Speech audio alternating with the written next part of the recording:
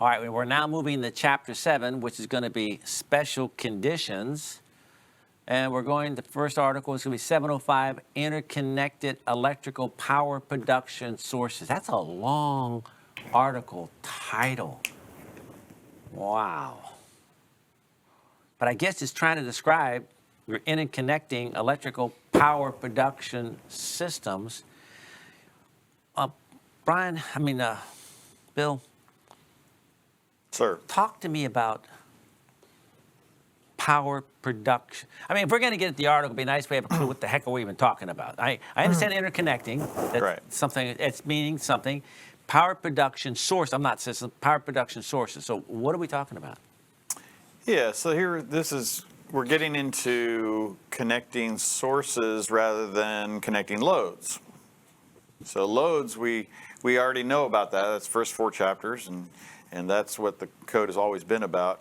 And then we have these sources. We've had generators for a long time, and then we have solar photovoltaic systems, fuel cells, wind systems, and all this. And now we're talking about, energy storage systems, which we talked about, and we're going to interconnect those together. What does that mean by interconnecting them? What does that mean by interconnecting? Running them in parallel. Hold on. Let me go back to my slide here. Parallel power production sources. Correct. Right? We're talking about paralleling electrical power production sources. That's correct. Okay, I understand. Okay, so we're paralleling power production, but it's calling the interconnecting because they're going to be running at the same time. They're connecting. Right. It isn't like a transfer switch where you have it on or, you go this way or that way. These are actually, they're not breaking. They're running at the same time. Okay, go ahead. Right. Yeah. And so this actually came out of Article 690. So it was originally in 690. There was a section in 690, and it was pulled off as a separate article a long time ago, and then began to take on a life of its own. And then we ended up migrating all the requirements. They were in both places for a while, and then we migrated those requirements into 705, and we've continued to refine those things. And now 705 is becoming more important than ever. And so it covers far more than photovoltaic systems, but it is certainly a major aspect as we cover. Which is what I'm focusing on, but you could have energy storage systems, batteries, and that's becoming a big deal. That's going to be growing more. And then, of course, we already had fuel cells, and we had wind, and all these things are trying to work together, but we have to have a manager, right? Some kind of coordination to make sure these things are coordinating together, and these are the rules that's going to tell us how to make that connection or how we're making those connections. Right. Okay. I think I'm good with that.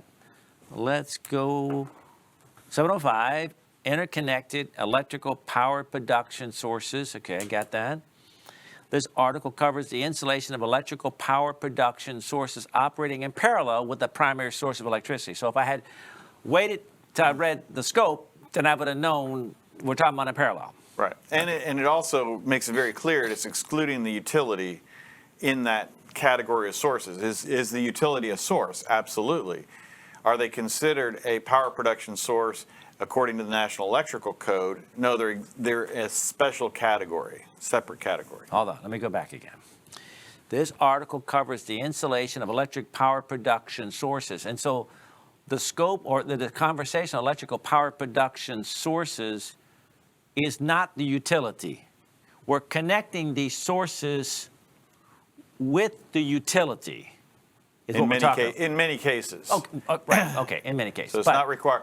We're just excluding utility as considered as one of those sources. It's a special category of source. Okay. All right. I'll stop it right there. We'll go on from there. All right, now look at this picture.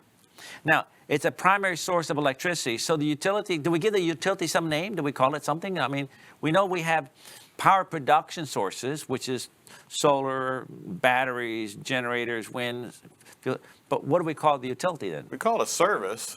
No, but I mean, in the code, does it talk about, I have my text here, it says primary source of electricity. So we have to go to the definitions of power production equipment.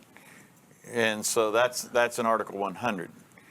And so we got to look at that, and that excludes utilities from that category. Okay, so the definition is going to tell us what a power production source is. Correct.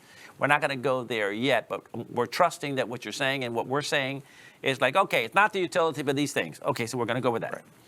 All right, Article 705 covers the installation of electric power production sources as defined in 100, not including the utility, operating in parallel with the primary source of electricity. Of course, it can't be. So the utility can't be a power production source when it's working in parallel with the primary source of electricity. So we had to exclude it.